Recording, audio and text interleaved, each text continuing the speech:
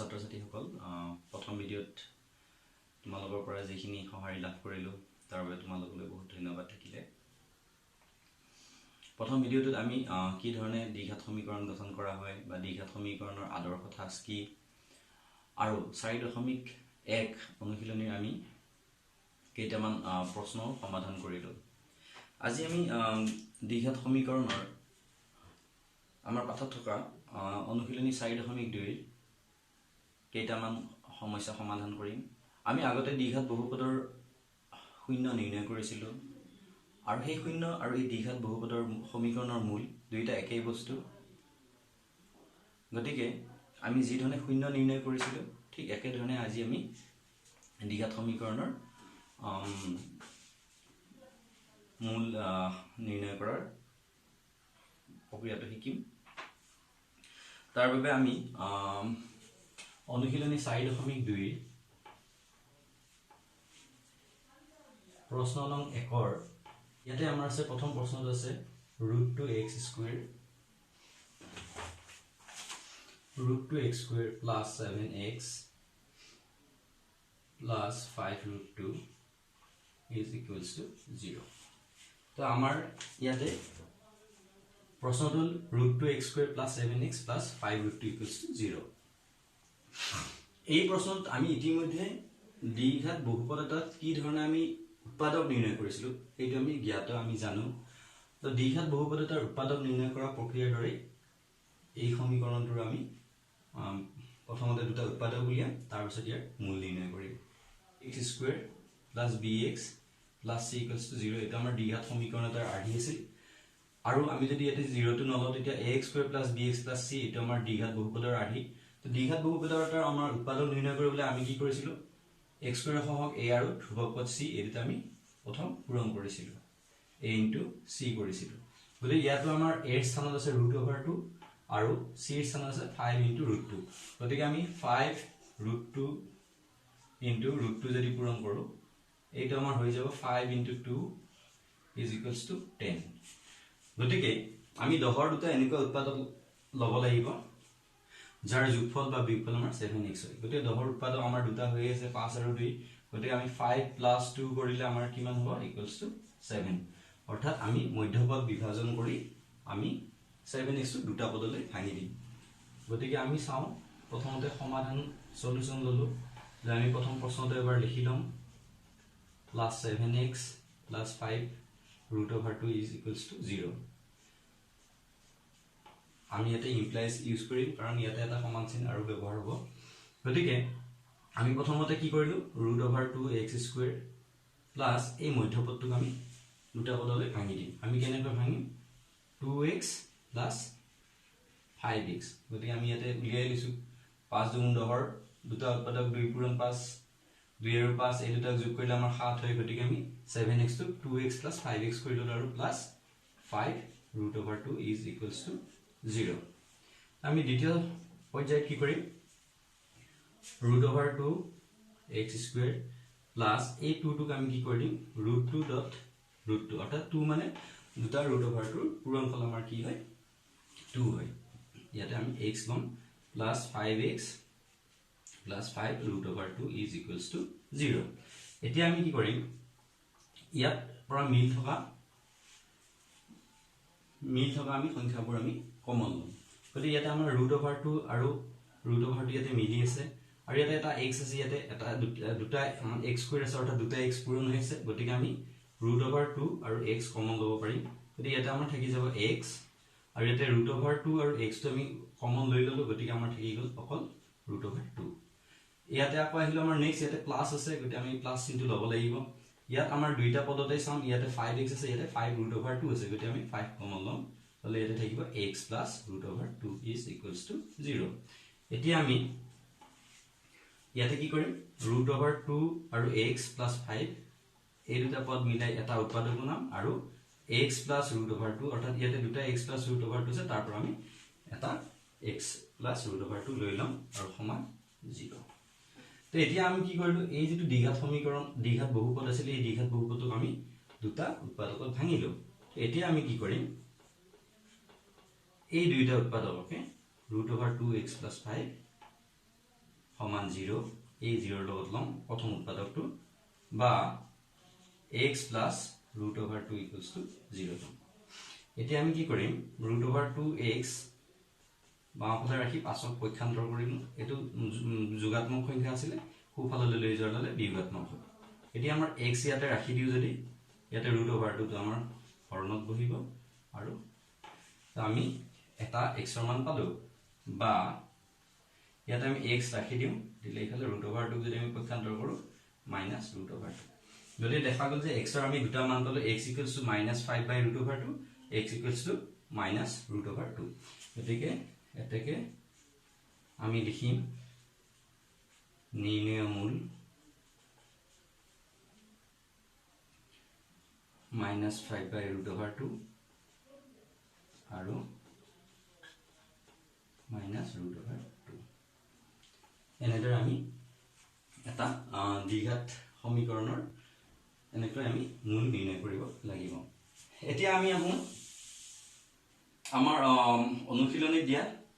4 number প্ৰশ্নটো বা প্ৰশ্নটো দিছে দুটা ক্ৰমিক যোগাত্মক সংখ্যা উলিওৱা যাৰ বৰ্গৰ যোগফল 365 তো আমি আগৰ ভিডিওটোত বা আগত যেটো আমাৰ এটা প্ৰশ্ন আছিল তাত দুটা ক্ৰমিক যোগাত্মক সংখ্যাৰ কথা কোৱা হৈছিল তো ইয়াতে একে ধৰণে দুটা ক্ৰমিক যোগাত্মক সংখ্যাৰ কথা কোৱা হৈছে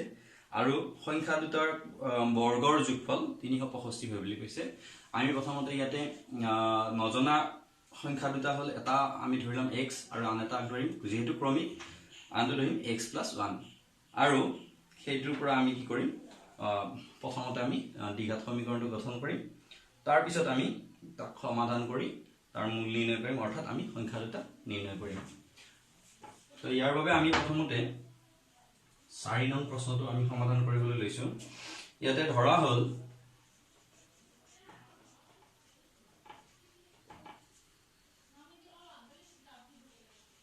ক্ৰমিক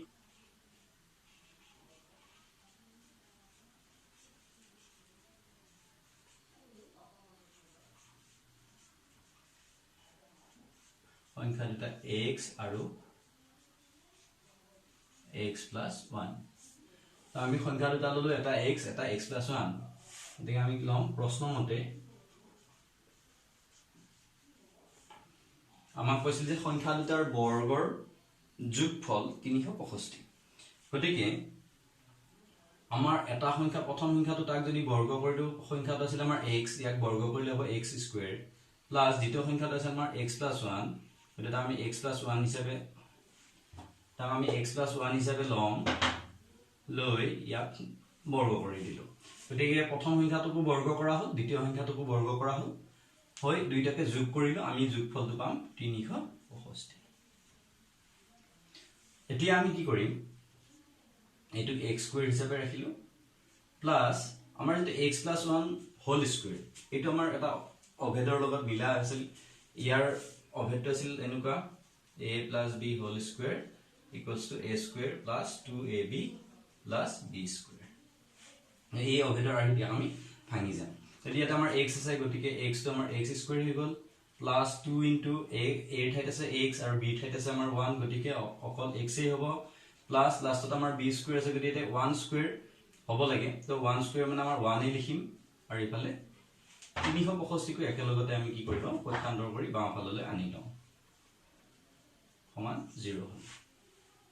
এতিয়া আমি ইয়াতে মিল থকা পদবোৰ লগ লগাই লওঁ ইয়াতে x² আৰু x² দুটাই যোগাত্মক পদ আছে গতিকে আমি দুটা x² লগ লগাই দিলে হৈ যাব আমাৰ 2x² ইয়াতে প্লাস 2x আছে তাত আমাৰ ইয়াতে চাও 365 আমাৰ বিয়োগাত্মক সংখ্যা আৰু 1 তোমাৰ যোগাত্মক সংখ্যা আছে গতিকে ইয়াতে বিয়োগাত্মকটো ডাঙৰ কাৰণ আমাৰ বিয়োগ চিহ্ন হ'ব আৰু 365 পৰা 1 বিয়োগ কৰিলে হৈ যাব আমাৰ 364 আৰু আমাৰ সমীকৰণ হৈ গল 0 এতিয়া আমি দেখিলো যে ইয়াতে তিনিটা পদকে 2 ৰে বিভাজ্য হ'ব গতিকে আমি তিনিটা পদকে 2 ৰে বিভাজ্য কৰিলো a² + x থাকিব আৰু মাইনাস 365 2 ৰে হৰণ কৰিলে হ'ব আমাৰ 182 = 0 এতিয়া আমাৰ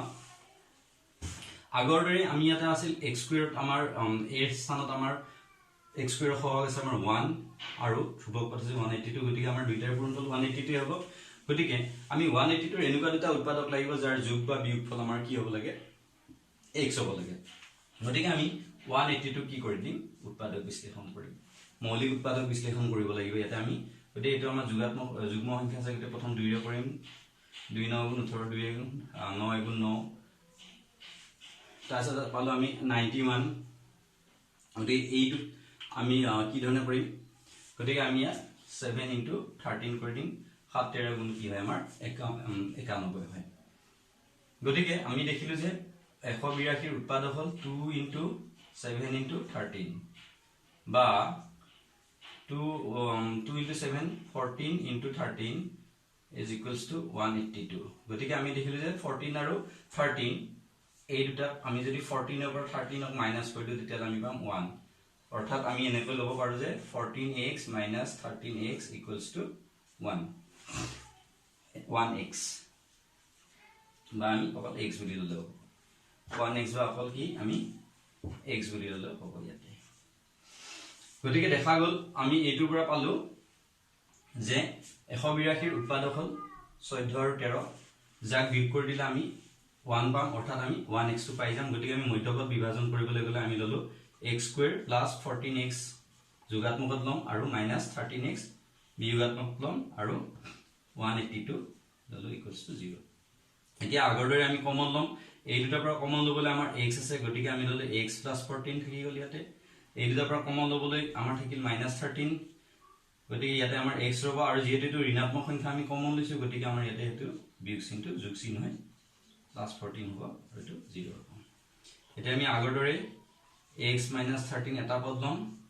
আৰু x + 14 এটা পদ লম = 0 এতিয়া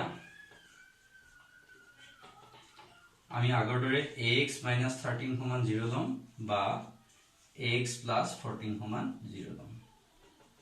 x = আমি ইয়াতে পালো 13 পক্ষান্তৰ কৰাৰ পিছত বা x = ইয়াতে পালো -14 আমাৰ ইয়াতে কোৱা হৈছিল যে সংখ্যা দুটা যোগাত্মক সংখ্যা গতিকে আমি ইয়াতে পালো এটা 13 আৰু এটা -14 যেহেতু আমাৰ সংখ্যাটো যোগাত্মক সংখ্যা গতিকে আমি প্ৰথম সংখ্যাটো লম 13 আৰু নেক্সট সংখ্যাটো 13 + 1 = 14 আমি লম এটাকে লিখিম যে যেহেতু সংখ্যা দুটা যোগাত্মক গতিকে প্ৰথম সংখ্যাটো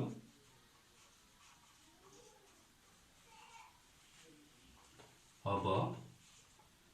13 আৰু দ্বিতীয় সংখ্যাটো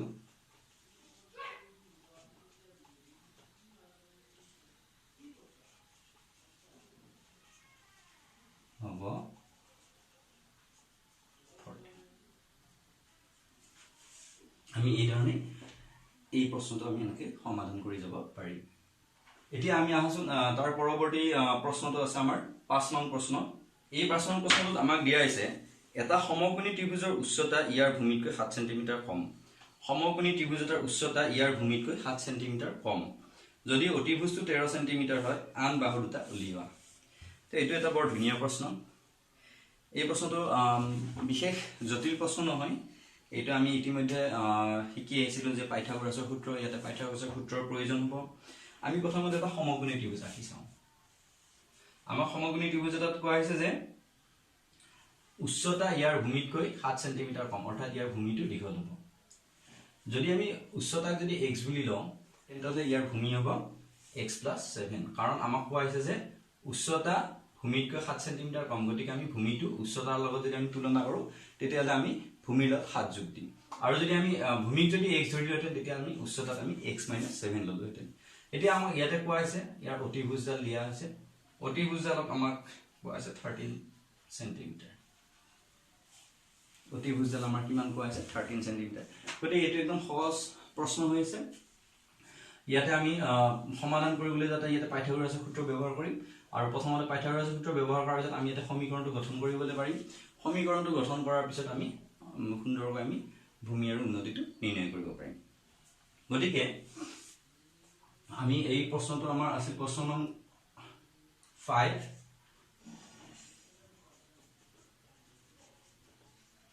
সমাধানত প্ৰথমতে আমি ধৰা হল লম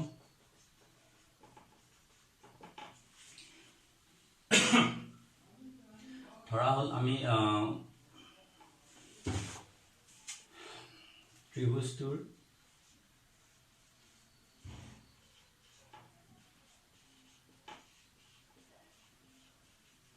উচ্চতা সমান 1 সেন্টিমিটাৰ আৰু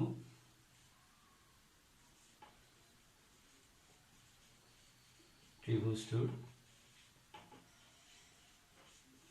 ভূমি সমান x plus 7 সেন্টিমিটাৰ ইয়াতে আমাক যেহেতু কোৱা হৈছে যে সমকোণী ত্ৰিভুজ এটাৰ উচ্চতা ইয়াৰ ভূমিতকৈ 7 সেন্টিমিটাৰ কম গতিকে উচ্চতাটো আমি x ললো গতিকে উচ্চতাটো আমাৰ সৰু হয় সেইকাৰণে গতিকে ভূমিটো নিশ্চয় ডাঙৰ হ'ব গতিকে ভূমিৰ উচ্চতাৰ লগত আমি 7 ইয়াতে যোগ কৰি দিলো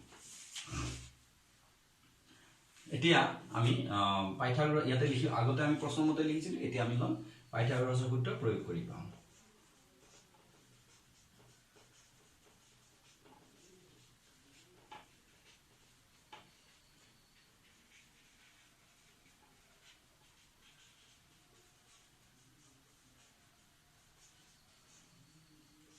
আমি পাইথাগোৰাছৰ সূত্ৰত আছিল কি অতিভুজৰ বৰ্গ আন বাহু দুটাৰ বৰ্গৰ যোগফলৰ সমান গতিকে আন বাহু দুটা আমি প্ৰথমতে বৰ্গ কৰো প্ৰথম বাহুটো আছিল x স্কয়াৰ দ্বিতীয় বাহুটো আছিল আমাৰ x + 7 হোল স্কয়াৰ তাৰ সমান আমাৰ অতিভুজ আছিল আমাৰ 13 গতিকে 13 আমি স্কয়াৰ কৰি দিলো এটা আমাৰ পাইথাগোৰাছৰ সূত্ৰৰ মতে আমি ইয়াতে পালো গতিকে এতিয়া আমি কি কৰিম ইয়াক আগৰ গণিত আগৰ সমাধানটোৰ দৰে ইয়াক আমি কৰি যাম x স্কয়াৰ ললো তাত ইয়াক আকৌ আগৰ ধৰণে আমি সূত্ৰৰ সহায়ত ভাঙিম প্ৰথমে x আছে গতিকে x স্কয়াৰ ললো তাত যেহেতু যোগৰ সূত্ৰ গতিকে যোগ ললো সূত্ৰৰ পৰা 2 হ'ব 2 7 গুণ আমাৰ হ'ব 14 আৰু x হ'ব আৰু প্লাস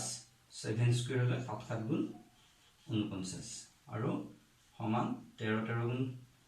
169 গতিকে আমি ইয়াতে এই সমীকৰণটো কি আমি সমীকৰণটো বনাই গঠন কৰি লব লাগে তো প্ৰথমতে আমি সদৃশ পদ x স্কয়াৰ দুটা আছে গতিকে আমি 2x স্কয়াৰ ললো প্লাস 14x আছে 14x ললো প্লাস 49 আছে আৰু মাইনাস 169 এইফালে পক্ষান্তৰ কৰি ললো এতিয়া আমি কি কৰিম ইফালে 2x স্কয়াৰ থাকিল প্লাস 14x থাকিল ইয়াতে যেহেতু আমাৰ বিয়োগাত্মক সংখ্যাটো ডাঙৰ আছে গতিকে আমি বিয়োগ চিন আহিব 169 ৰ 49 গলে 9 ৰ পৰা 9 গল আমাৰ থাকিলে 0 ইয়াতে থাকিলে 9 ৰ পৰা 9 গল 0 থাকিল 6 ৰ পৰা 4 গলে 2 থাকিল আৰু 120 থাকি গল তো এতিয়া আমি দেখিছো যে গোটেই কেইটা পদকে 2 ৰে হৰণ যাব গতি আমি 2 ৰে হৰণ কৰি দিও গতি ইয়াতে থাকিব x square plus 7x minus 60 is equals to 0 গতি আমি আমাৰ প্ৰয়োজনীয় যেটো দ্বিঘাত সমীকৰণ আছিল সেইটো ইয়াতে আমি পালো এতিয়া আমি আকৌ আগৰৰে 60 এনেকুৱা দুটা উৎপাদক চাব লাগিব যাৰ যোগ বা বিয়োগফল আমাৰ কি মান হ'ব 7x গতি 60 এনেকুৱা উৎপাদক দুটা কি হ'ব পাৰে আমি প্ৰথমতে বেছি ভাবি থাকিলে আমাৰ সময় যাব ইয়াক আমি সোনকালে আমি মৌলিক উৎপাদক বিশ্লেষণ কৰি চাবা 30 2 * 15 3 5 গুণ 15 গতিকে এতিয়া আমি দেখিলো যে 5 গুণ 15 আৰু পূৰণ 4 গতিকে আমি ইয়াৰ পৰা পাব লাগে 7x আমি এনেকুৱা উৎপাদক কেইটা আমি লব লাগিব এতিয়া আমি 3 গুণ 6 3 গুণ 6 6 গুণ 12 এই তিনটা পূৰণ কৰিলে আমি 12 পালো আৰু এটা উৎপাদক পালো 5 5 12 গুণ আমাৰ হৈ যায় 60 গতিকে আমি 12 ৰ পৰা যদি 5 মাইনাস কৰি দিও আমি পাম 7 অৰ্থাৎ আমি পাব লাগে মধ্যপদটো পাম 7x পাম গতিকে আমি এই মধ্যপদটো বিভাজন কৰি দিম এনে ধৰণে x স্কয়াৰ প্লাস আমাৰ যেহেতু এটো যোগাত্মক আছে গতিকে আমি 12 ক আমি যোগাত্মক হিচাপে লম আৰু -5 টো যেহেতু ইয়াৰ পৰা বিয়োগ যাব গতিকে -5 ঋণাত্মকত লম আৰু -60 ইয়াতে লৈ 0 কৰি লম এতিয়া আমি কি কৰিম আগৰদৰে ইয়াৰ পৰা কমন লম ইয়াৰ পৰা x কমন ললে ইয়াতে থাকিল x + 12 ইয়াৰ পৰা -5 কমন ললে থাকিব x + 12 সমান 0 এতিয়া আমাৰ এইখিনিলৈ হৈ গৈছে এতিয়া আমি ইয়াতে কি কৰো নেক্সট পৰ্যায়টোলৈ যাওঁ ইয়াতে আমি ইয়াৰ পৰা দেখিম x - 5 লৈ ললো আৰু এটা লৈ আমি x + 12 সমান 0 এতিয়া আমি ইয়াতে কৰিম x - 5 সমান 0 বা x + 12 সমান 0 এটাকে x = 5 হ'ব বা ইয়াতে x ইকুৱেলছ টু আমাৰ কিমান হ'ব -12 আমি জানো যে ত্ৰিভুজৰ বাহুৰ জোখ ঋণাত্মক হ'ব নোৱাৰে সেইকাৰণে আমি 5 টোকে আমি x ৰ মান বুলি ধৰিম গতিকে 5 টো আমাৰ মূল পালো x ৰ মূল হিচাপে 5 পালো গতিকে আমি যেটো উচ্চতা আছিল এটো আমাৰ হ'ব কিমান 5 সেমি আৰু যেটো ভূমি আছে ভূমিটো x মানে আমাৰ 5 তো 5 + 7 = আমাৰ কিমান হ'ব 12 সেমি আমি ইয়াতে সেই কথাটো উল্লেখ কৰিব লাগিব যেহেতু বাহুৰ জোখ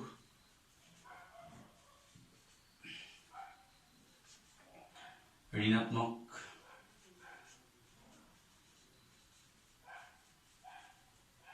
হ'ব নোৱাৰে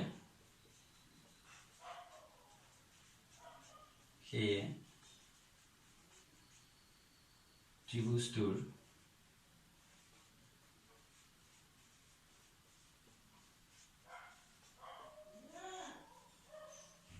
উচ্চতা হ'ব 5 সেমি আৰু ভূমি সমান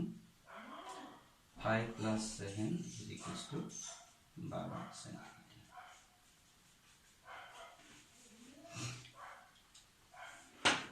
মৰমৰ ছাত্ৰ-ছাত্ৰীসকল